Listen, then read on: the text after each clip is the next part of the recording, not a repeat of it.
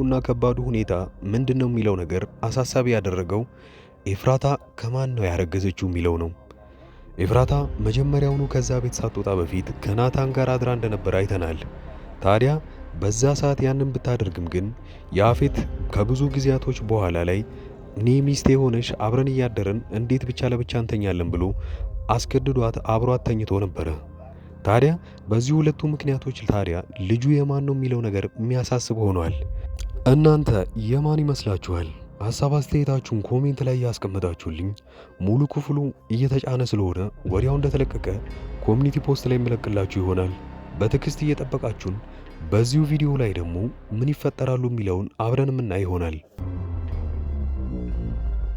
ኤፍራታ እርግዝናዋ እየገፋ ነው። አሁን ላይ ማስመለስ ጀምራለች።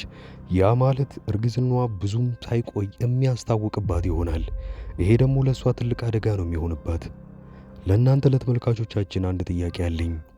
ኤፍራታ ያን ቀን ማታ ላይ ታዲያ እየተዝናኑ እያለ ከኪሱ ውስጥ ቁልፍ ልትወስድ ስትል እጇን ይዟታል።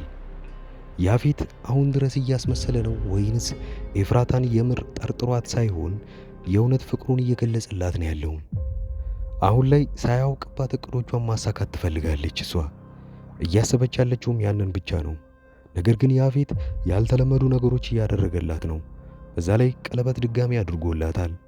እዛ ስራውም የሚሰራውን አንድ ላይ መስራት እንችላለን ከዚህ በኋላ እያላት ነው ያለው። ምን አይቶባት ነው? ወይንስ ፈተና አዘጋጅቶላታል? ያንን ፈተና አውቆ እየፈተናት ይሆን? አብረን የምናየው ይሆናል። በሐረግ ድራማ ላይ በክፍል 94 የሚፈጠሩትን ትዕይንቶች በዚህ ቀን ጨብ አድርጌ የማሳያችሁ ይሆናል። የመጀመሪያው የሚሆነው ኤፍራታ እርግዝናዋ እየገፋና አሁን ላይ ማስመለስ እየጀመረች ነው። ያ ማለት አሁን እርግዝናዋ ከግማሽ ጊዜ በላይ የሚሆን ነው የሚቀረው። እንደዚህም ሆዷ እየገፋ የሚመጣ ከሆነ ያፌት ካወቀባት እቅዷን ሳታሳካ ከዛ ቤት የምትወጣ ይሆናል። ነገር ግን ለሱ የሚሆነው ነገር ቢሆን ልጁ የኔ ነው ወይንስ የናታን? ያ ጥርጣሬ ውስጥ የሚያስገባ ነገር ነው። ኤፍራታስ ያንን ቁልፍ የወሰደችው የምኑን ቁልፍ ነው? የራሱ የሚሰራበት ወይንስ የቤቱ ቁልፍ? ለምንስ ወሰደችው? በዛን ሰዓት ታዲያ ራሷን የምታድንበት መንገድስ ምን ይሆን? ቁልፉን ለምን ፈልገሽው ነው ሲላት ምን ይሆን መልሷ በዛ ሰዓት? እሱም ስካር ላይ ስለሆነ ያንን ሰዓት ብቻ ካለፈች ጠዋት ላይ የሚያስታውሰው ነገር ስለማይኖር በዛ መንገድ ልታመልጥ ትችላለች። የማታመልጠው አንድ ነገር አለ፣ እርግዝናዋን። ሌላው ናታንና ቢንያም አሁን ላይ ትልቅ ጥል ውስጥ ናቸው። ቢንያም ቆርጦለታል። ከናታን ጋር ምንም ነገር መስራት አይፈልግም። ያም የሆነበት ከአንዱ ምክንያቶች ውስጥ አንደኛው እንዴት እንደዛ ታግቼ በነበረበት ሰዓት ላይ አንተ ምንም ነገር ማድረግ አልቻልክም? ለምን? እኔ ብሆን በሰከንድ ነበር ያለበት ድረስ መጥቼ የማያዙ። ሌላኛው ይሄ ሁሉ ጥፋት የተፈጠረው በአንተ ምክንያት ነው ብሎታል። ናታን እንደሚታወቀው እህቴ ላይ እንዳደርስ እሷ ላይ በዚህ ሰዓት ላይ ሌላ ጉዳት መጨመር ስለማትችል እንድትርቃ ትፈልጋለሁኝ። ያንተ ፍቅር አሁን ገደል ነው የሚከታት ብሎት ነበረ። ቢንያምም ሕጉን አክብሮት ነበረ፣ ትዕዛዙን አክብሮት ከጽዮን እየራቀ የነበረው። በዛ ምክንያትም ነው ሊታገት የቻለው። አሁን ላይ ደግሞ ድጋሚ እሷን ብትሆን ከኔ ራቅ፣ እኔ ነኝ ያሳገትኩ የሚለውን ነገር ነግረው ልቡን ሰብረዋለች። ልቡ ከዚህ በኋላ መዳን የማይችል ነው ቢንያም። እስቲ ገነት እየተሻላት መጣለች፣ ማውራትም ስለጀመረች ደስ ያላችሁ ካላችሁ ቪዲዮውን ላይክ እያረጋችሁት አብረን እንቀጥላለን። ኤፍራታ ያንን ሁሉ ነገር ካለፈች በኋላ ወደ ስራው ሊያስገባት ነው ብለናል ያፌት። ወደ ስራውም ሲያስገባት ቀጥታ የሚያገናኛት ከናታን ጋር ይሆናል። ኤፍራታ ያፌትን ወክላው የምትሄድ ይሆናል። ናታንም እንደምታስቡት ለሴቷ ለሚሰራው ድርጅት ስለሆነ እሱም እሷን ወክሎ ወደዛ ሲመጣ የሚገናኙት ናታንና ኤፍራታ ናቸው። ያንንም ይሆናል ድክመቷን የሚያየው። ስራውን በአግባቡ ሰርታ የምትመለስ ከሆነ ኤፍራታ ያኔ ሊያምናት ይችላል ማለት ነው ያፌት። እዛም ቦታ ከወሰዳት በኋላ ደካማ ጎኗ ናታን ብቻ ስለሆነ ያንን ስራ ትሰራዋለች ወይንስ አትሰራውም የሚለውም በዛው ነበር የሚያየው። ይሄን ያፌት አሁን ላይ ሌሎች ሴቶች ወደዛ እገታ ውስጥ ሊያስገባ ነው። የሴቶች እጥረት አለብኝ ብሎ ስላሰበም አሁን ላይ ድጋሚ ሌላ ሰዎችን ማስገባት እንዳለበት አውቋል። ፖሊሷን ብትሆን አሁን ላይ ሌሎችን አድናለሁ ብላ እዛ ብትገባም ራሷም መውጫታ እዛው ቀርታለች። ኤፍራታም አንድ ግዳጅ ነበረባት። ያው አቤል የሚባለው ልጅ እናንተ ቤት መኖር አለብኝ፣ ስለዚህ እንደምንም ብለሽ ያፌትን አሳምኙ ብሏት ነበረ። ያንን እንደተባለችውም ለማድረግ ያፌትን ጠይቀዋለች። ነገር ግን ያፌት የዋዛ አልነበረም። እሱ እማይሆን ነገር ነው፣ አንቺ የምትፈልጊውን ነገር ማድረግ እችላለሁኝ፣ ይሄ ግን እኔ ጋር መኖር አይችልም፣ አብረን መስማማት ስለማንችል ወዲያውኑ የምንጣላበት ምክንያት ስላለ ነው ብሏል። ስለ ስራውም አንዳንድ ነገሮች ስለ እሱ ደካማ ጎንም በደንብ ስለሚያውቅ ማስጠጋት ስላልፈለገ ሰራተኛም ከሆነ የሚያስፈልግሽ መቅጠር እችላለሁ ብሏታል። ሌላ የምትከራከርበት ምክንያት የላትም። ግዴታም ማሳመነው የምትወጣበት ወይንም እሺ የሚልበት ምክንያት ከየትም ማምጣት አልቻለችም ለጊዜው።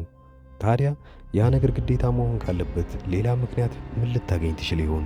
ናታን አሁን ትልቁን ስህተት እየሰራ ያለው አዲሱ ጓደኛዋን ስለ ፍቅር ሁኔታ እያወራችውን ያለው። ያ ማለት ወደ ቁም ነገር እንዲገቡ ትፈልጋለች። ናታን በዚህ ሰዓት ላይ ግን ደካማ ጎኑ የሚሆነው ነገር ቢኖር ብቸኝነቱ ነው። በዚህ ሁኔታ ላይ ከሷ ከተስማማና በግልጽ ወይንም በአደባባይ ፍቅራቸውን ከጀመሩ ኤፍራታን ለመጨረሻ ጊዜና እስከ መጨረሻው ሊጎዳት ይችላል። ያ ማለት እውነቱን ስለ ኤፍራታ አውቆ እዛ እሱን ልታድነው እንደገባች ይሄኔ ራሷን ብላ ለሱ እንደሰዋች ካወቀና ያንን ሁሉ መከራዋን እያወቀች ከሆነ ያደረገችው እሱ ምን ሊሰማው ይችላል? ምናልባት እቺ ልጅ የምሩን ሊያፈቅራት ይችላል፣ ሊጋቡም ይችላሉ። ኤፍራታ እቅዷንና ሙሉ ለሙሉ ያንን ነገር ጨርሳ ከወጣች በኋላ ልቀበልህ፣ እኔ ላንተ ብዬ ነው እዛ ውስጥ የነበርኩት፣ እስካሁንም ድረስ ያልነገርኩ አንተ እንዳትጎዳ ብዬ ነው፣ አሁን እኔን መቀበል ትችላለህ ወይ ብላ ብትጠይቀው ናታን ምን ሊሰማው እንደሚችል አስቡት። ከሁለቱ ሴቶች ውስጥ አንዳቸውን መጉዳት አለበት፣ ወይ አዲሱ ፍቅረኛውን ወይ ኤፍራታን። በዛ ሰዓት እቺ ምስኪኗ ልጅም ልትጎዳ ትችላለች። ኤፍራታና ናታን እንኳን አንድ ላይ ቢመለሱ ያኔ ይሄ ነገር እንዳይፈጠር ከአሁኑ ልጅቷን ከራሱ ማራቅ አለበት። ግን እንዴት? እውነታውን ሳያቅ ምን ማድረግ ይችላል? በአጠቃላይ በክፍል 93 አስፈሪ ነገር የነበረው ያፌትና ኤፍራታ ያሉበት ሁኔታ ነው። ያፌት እያስመሰለባት ይሆን እሷን ለመፈተሽ ወይንስ የምሩን ነበረ ማታ ላይ ቀለበት ያደረገላት? ስራውንስ የምሩን ሊያስገባት ነው? በአንዴ እንዴት ውሳኔው ደረሰ?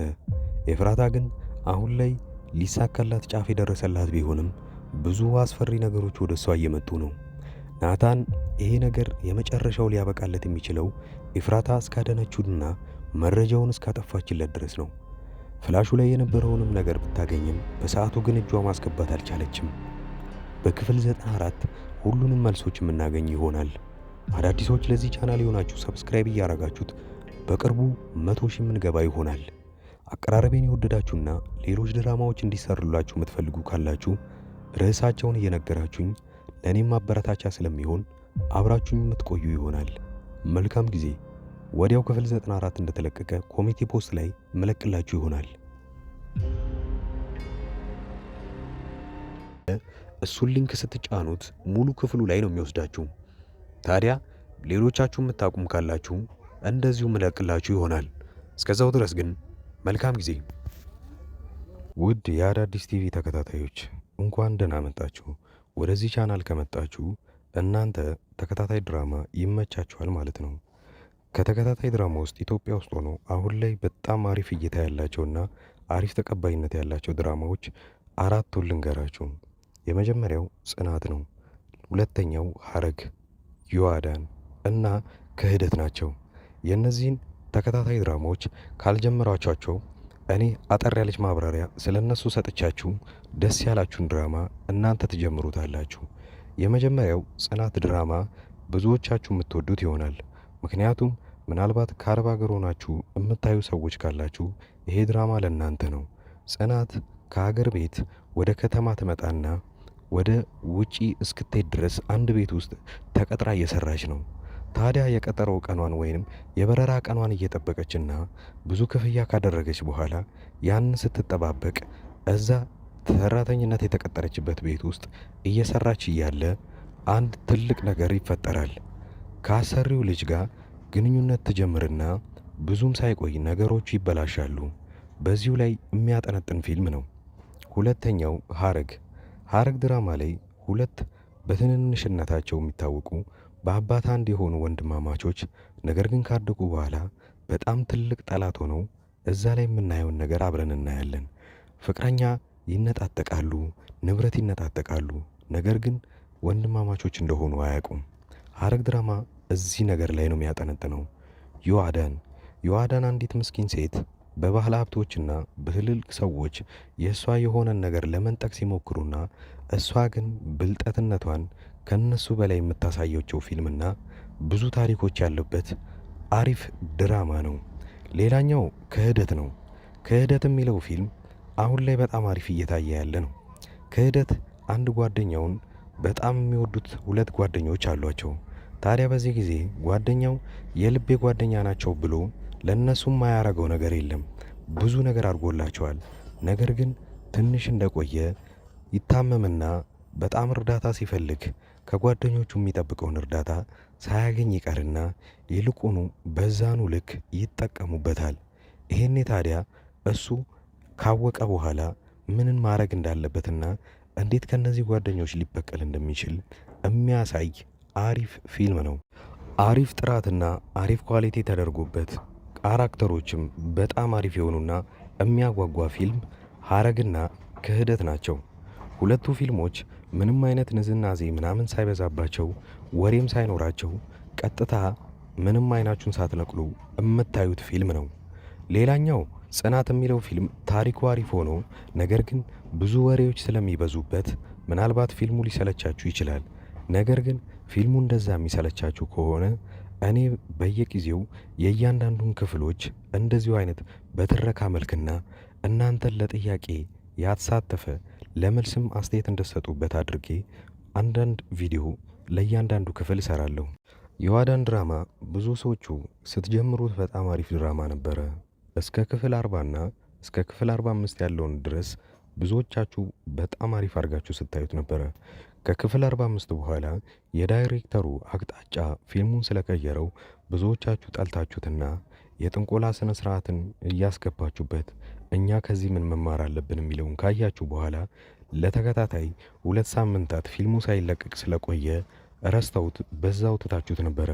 ነገር ግን አሁን ተመልሳችሁ እንድታዩበት እምመክራችሁ አንድ ነገር አለ። ዮአዳን ድራማ ላይ አሁን ዮአዳንና ሳሚ ፍቅረኛሞች ሆነዋል። እዛ ቤት ውስጥ ያለ ወላጅ እየኖሩ ነው ያሉት። ምን ሊያጠፉ ይችላሉ፣ ምን ሊደረግ ይችላል የሚለውን አብረን የምናየው ይሆናል። እዛ ላይ ሂሩት የምትባል አንዲት መጥፎ ሆና የምትተውን ልጅ እዛው አካባቢ ላይ እብደትን ተከናውና ነገር ግን ጤነኛ ሆና እሷ እንዳትታሰር እያየችው ያለውን ስቃይ አሁን ላይ ማየት ይኖርባቸዋል ብዬ አስባለሁ። አዳዲስ የጀመሩ ተከታታይ ድራማዎችንና አሪፍ የሚባሉ ፊልሞችን በዚሁ ላይ በአንድ ድምፅ አድርጌ በጥሩ ሁኔታ ተርኬ የማቀርብላችሁ እኔ ዙበይር እባላለሁ። የቻናሌም ስም አዳዲስ ይባላል። እኔን ለማበረታታት ሰብስክራይብ ማድረጋችሁን አትርሱ። በቅርቡ 50 ሺህ ምንገባ ይሆናል። አሁን ላይ 40 ቤት እንዳለን አትርሱ። ስለዚህ እባካችሁ አዳዲሶች ሰብስክራይብ በማድረግ በማበረታታት 50 ሺህና ከዛ በላይ እናርገው። የእኔ ቤተሰቦች አብራችሁኝ ስላያችሁ ከልብ አመሰግናለሁ።